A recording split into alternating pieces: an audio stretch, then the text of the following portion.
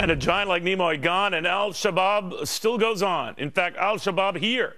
Why that threat against Mall of America is looking a whole lot more serious right now. Welcome, everybody. I'm Neil Cavuto, and you can pretty much take this 68-page report just issued by the Texas Department of Public Safety and get an eyeful and an earful, suggesting that illegal immigrants with possible terror ties have been crossing the Texas border. And get this, they've been doing it for a long, long time. One Somali man stopped at one border crossing claiming to be a member of al-Shabaab, the man saying that he trained for a suicide attack in Mogadishu, but later fled.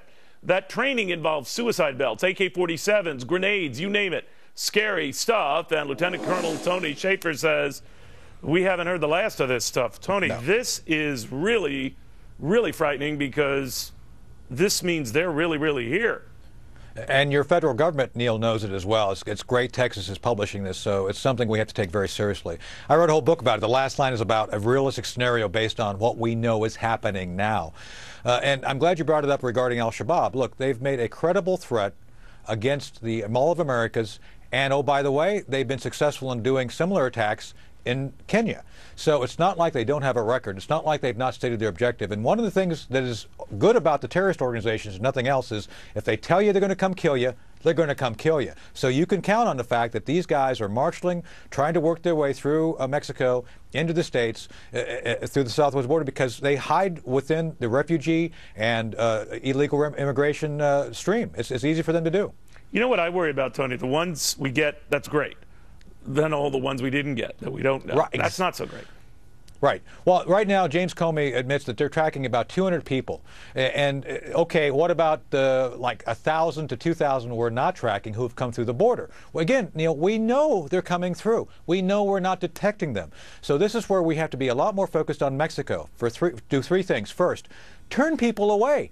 You don't have to accept them in. Turn them back and send them back into Mexico. Secondly, we have to go after the mafia. There's a lot of human traffickers who are out there who make this possible. All these human trafficking paves the way for terrorists to kind of swing right in there. Tony, I'm worried about the message we're getting from no less than the president to Border Patrol agents saying, you know, you better do what I say, even though a judge has effectively slapped him down on this deportation thing. Might they look the other way, even as potentially bad guys try to sneak in?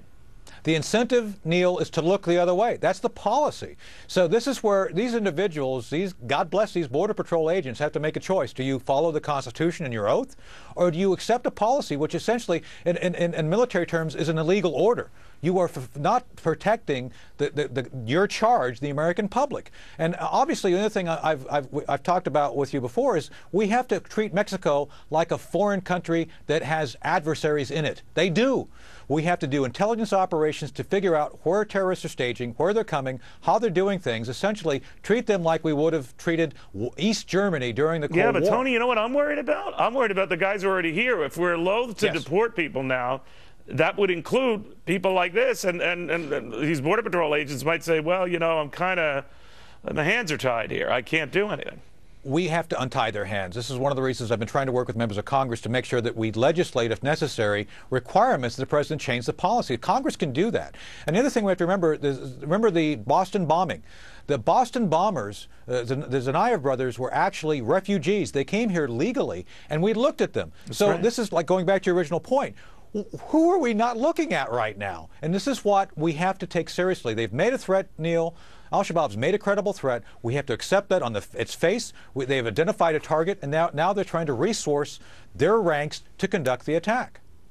Colonel, very good seeing you, even under these circumstances, but thank you very much. Right. Thank you, Well, Neil. as you pointed out, it has happened again. Officials in Canada now believe that 6 teenagers went to fight for ISIS, separate group, reportedly traveling through Turkey to get to Syria. Now, it follows the arrest of a New York terror suspect nabbed trying to board a flight to, let me think, Turkey. And those London teens believed to be in Syria now with ISIS. How do you think they got there? Turkey. You see a pattern? Well, former Green Beret Ben Collins does, and he doesn't like it. Ben, what's going on, and what is Turkey allowing? Well, good afternoon, Neil. I mean, I think what we're seeing right here is Turkey's essentially reaping what it's sown. So from about 2011 to 2014, about 3 years worth, Turkey was actively allowing individuals to cross into Syria because they were doing it under the auspices of fighting the Assad regime, and the Assad regime and Turkey are essentially mortal enemies. So it benefited Turkey at that instance. So now suddenly, since this fight has certainly evolved, Turkey, I think, is finding that it's kind of come home to roost for them. Now the reality is, we've seen reports that it costs just somewhere between $25 and $50 to pay some smuggler or a criminal to get across the border, or for that matter, just paying some of the military policemen. I mean, this is a 500-mile long border. It's very porous. Do I think that there's any difficulty at all in crossing that border once an individual gets into Turkey? Absolutely not. What I worry about is all the easy flight access to Turkey. Now, Turkey comes back and says to us, we can't start policing everyone who flies into our country. It's a beautiful country. A lot of people want to go there. What do you think of that they have this reaction to all of this? Well, I think what they're doing at this point is just making really excuses. I mean, I think we've asked for their help in the past, right? We know that there's 3,400 Westerners at least that have gone through Turkey and they're in Syria fighting. So this concept of, well, if we only knew who the bad guys were, we could actually help. Well, we've asked for their help, right? I mean, we remember the reports. There's the Incirlik Air Base there. Right? I mean, that's 100 miles. That's 100 miles away from where this fight against ISIS is taking place. And they have refused to allow us to use the airbase. So instead, our pilots are flying their sorties from 1,200 miles away. And that has a huge consequence on the fight in terms of manpower and logistics and arming and speed. So, Ben, why fight. do we give them money? Why do we give them $20, $30 million as we had over the last few years? To what end? What are we getting for that? That's a very good question. It's a very good question, Neil. And the reality is, if you look at Turkey, and again, and I've said on your program before, we're not going to have a solution into ISIS if we don't have a solution for Syria, right? And we don't have a solution for Syria simply because, the president and everybody else, is at least in the administration, is doing their best to achieve some sort of nuclear deal that they're basically guiding it on.